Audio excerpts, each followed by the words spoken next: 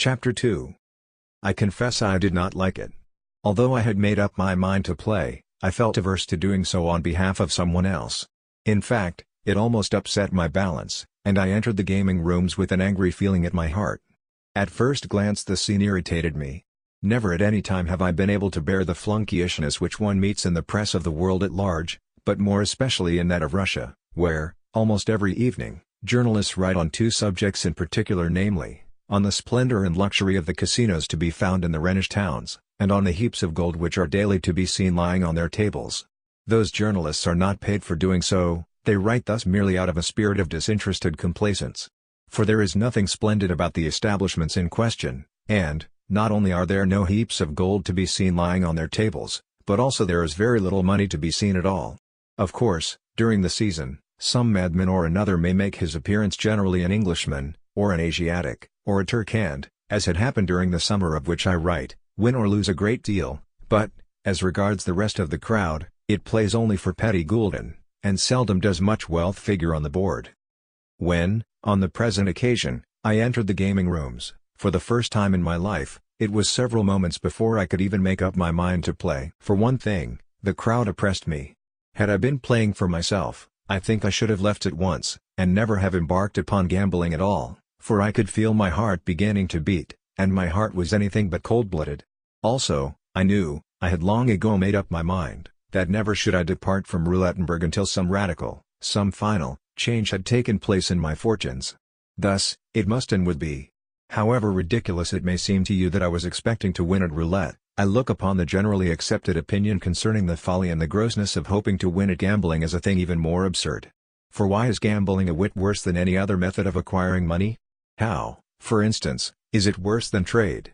True, out of 100 persons, only one can win, yet what business is that of yours or of mine?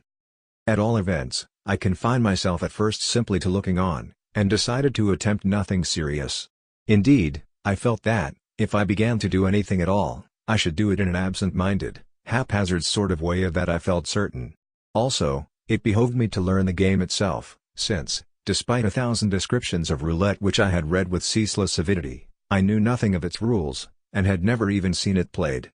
In the first place, everything about it seemed to me so foul, so morally mean and foul. Yet I am not speaking of the hungry, restless folk who, by scores, nay, even by hundreds, could be seen crowded around the gaming tables. For in a desire to win quickly and to win much I can see nothing sordid. I have always applauded the opinion of a certain dead and gone, but cocksure, moralist who replied to the excuse that one may always gamble moderately, by saying that to do so makes things worse, since, in that case, the profits too will always be moderate. Insignificant profits and sumptuous profits do not stand on the same footing. No, it is all a matter of proportion. What may seem a small sum to a Rothschild may seem a large sum to me, and it is not the fault of stakes or of winnings that everywhere men can be found winning, can be found depriving their fellows of something, just as they do at roulette. As to the question whether stakes and winnings are, in themselves, immoral is another question altogether, and I wish to express no opinion upon it. Yet the very fact that I was full of a strong desire to win caused this gambling for gain, in spite of its attendant squalor, to contain, if you will, something intimate, something sympathetic, to my eyes, for it is always pleasant to see men dispensing with ceremony, and acting naturally, and in an unbuttoned mood.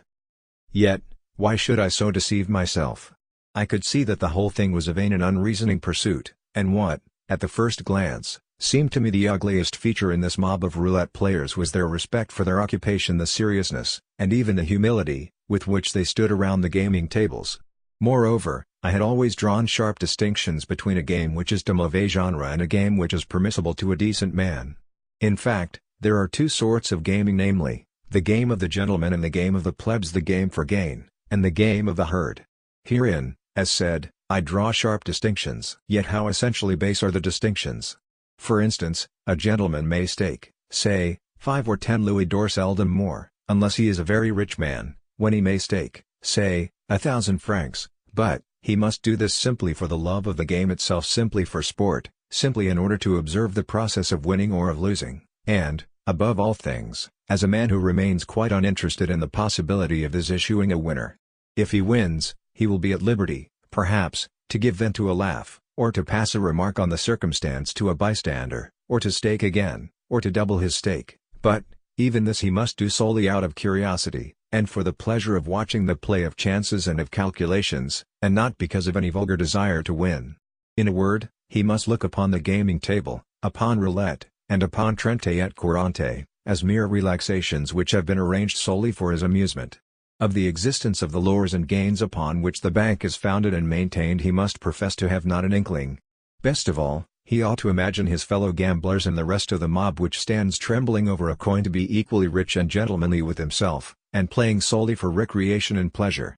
This complete ignorance of the realities, this innocent view of mankind, is what, in my opinion, constitutes the truly aristocratic. For instance, I have seen even fond mothers so far indulge their guileless, elegant daughters misses of 15 or 16 as to give them a few gold coins and teach them how to play, and though the young ladies may have won or have lost, they have invariably laughed, and departed as though they were well pleased.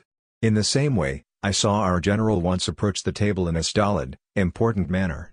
A lackey darted to offer him a chair, but the general did not even notice him. Slowly he took out his money bags, and slowly extracted 300 francs in gold, which he staked on the black, and won.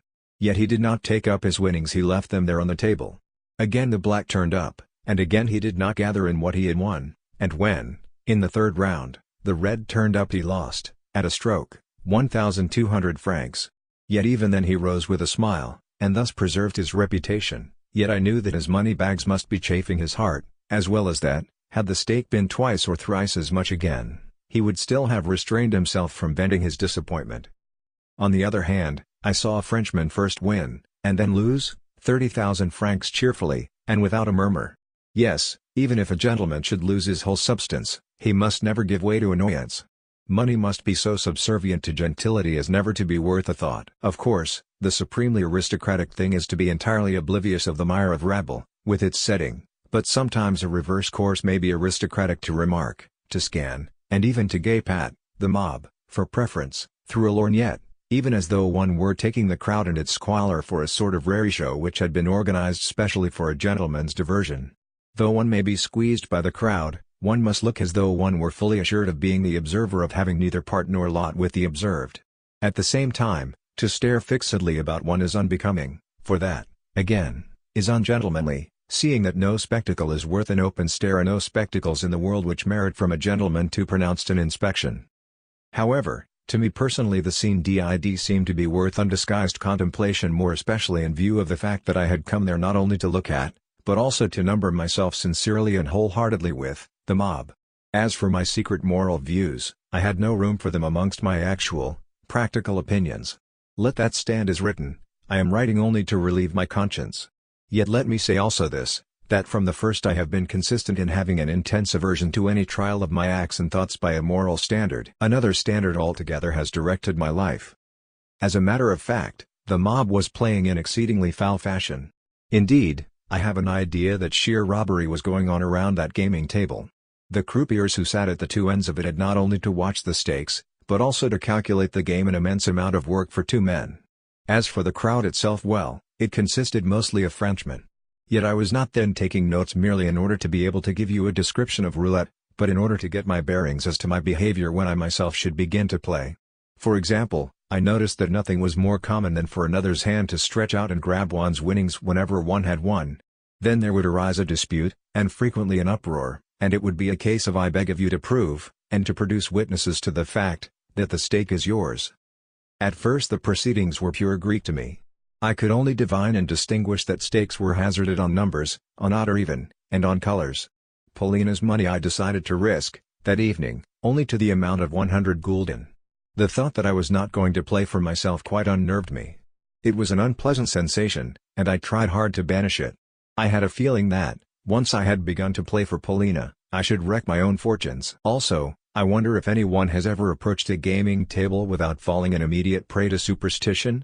I began by pulling out 50 gulden, and staking them on even. The wheel spun and stopped at 13. I had lost. With a feeling like a sick qualm, as though I would like to make my way out of the crowd and go home, I staked another 50 gulden, this time on the red. The red turned up. Next time I staked the 100 gulden just where they lay, and again the red turned up. Again I staked the whole sum, and again the red turned up. Clutching my 400 gulden, I placed 200 of them on 12 figures, to see what would come of it. The result was that the croupier paid me out 3 times my total stake. Thus from 100 gulden my store had grown to 800. Upon that such an inexplicable, unwanted feeling overcame me that I decided to depart. Always the thought kept recurring to me that if I had been playing for myself alone I should never have had such luck. Once more I staked the whole 800 gulden on the even. The wheel stopped at 4.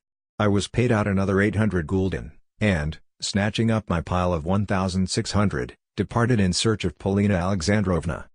I found the whole party walking in the park, and was able to get an interview with her only after supper. This time the Frenchman was absent from the meal, and the general seemed to be in a more expansive vein. Among other things, he thought it necessary to remind me that he would be sorry to see me playing at the gaming tables. In his opinion, such conduct would greatly compromise him, especially if I were to lose much. And even if you were to win much I should be compromised, he added in a meaning sort of way. Of course I have no right to order your actions, but you yourself will agree that. As usual, he did not finish his sentence. I answered dryly that I had very little money in my possession, and that, consequently, I was hardly in a position to indulge in any conspicuous play, even if I did gamble. At last, when ascending to my own room, I succeeded in handing Polina her winnings, and told her that, next time, I should not play for her. "Why not?" she asked excitedly. "Because I wish to play for myself," I replied with a feigned glance of astonishment. "That is my sole reason." "Then are you so certain that your roulette playing will get us out of our difficulties?" she inquired with a quizzical smile. I said very seriously, "Yes," and then added, "Possibly my certainty about winning may seem to you ridiculous, yet, pray leave me in peace." Nonetheless she insisted that I ought to go halves with her in the day's winnings, and offered me 800 gulden on condition that henceforth, I gambled only on those terms, but I refused to do so, once and for all stating, as my reason, that I found myself unable to play on behalf of anyone else. "I am not unwilling so to do," I added, "but in all probability I should lose." "Well, absurd though it be, I place great hopes on your playing of roulette," she remarked musingly, "wherefore, you ought to play as my partner and on equal shares, wherefore, of course, you will do as I wish." Then she left me without listening to any further protests on my part.